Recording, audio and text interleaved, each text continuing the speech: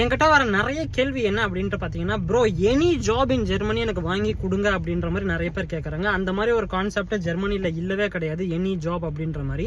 இப்போ நீங்கள் ஹோட்டலுக்கு போகிறீங்க, வெயிட்டர் வந்து என்ன வேணும்னு கேட்குறாரு, ஏதாச்சும் கொண்டு வானா அவன் கொண்டு வரதெல்லாம் நீங்கள் சாப்பிட்ருவீங்களா? முடியாதுல்ல. அதே மாதிரி தான் இது வந்து நீங்கள் ஒரு ஓனராக இருந்து யோசிங்க. ஒரு பிஸ்னஸ் ஓனராக இருக்கும்போது ஒருத்தன் வந்து எனக்கு எந்த வேலையாக இருந்தாலும் கொடுங்க பரவாயில்ல அப்படின்னா அவனை நீங்கள் வேலைக்கு எடுத்துப்பீங்களா? கிடையாது இல்லையா? அவன் வந்து ஒரு கோல், இதுதான் எனக்கு வேணும் அப்படின்ட்டு சொன்னான் அப்படின்னா, ஸோ உங்களுக்கு அது தேவைப்பட்டுச்சுன்னா கண்டிப்பா நீங்க எடுத்துப்பீங்க. It's not going to be like நீ வேணாம் அப்படின்றது. உங்ககிட்ட என்ன இருக்கு, நான் தேடுறது இருக்கா, ஃபைன் வா அப்படின்றது தான். ஸோ அதனால நாங்க வந்து ஸ்பெசிஃபிக்கா நீங்க என்ன ஜாபா இருந்தாலும் பரவாயில்ல வாங்கி கொடுங்க அப்படின்ட்டு நீங்க கேட்டு எங்கிட்ட வந்தீங்க அப்படின்னா we are not going to help you.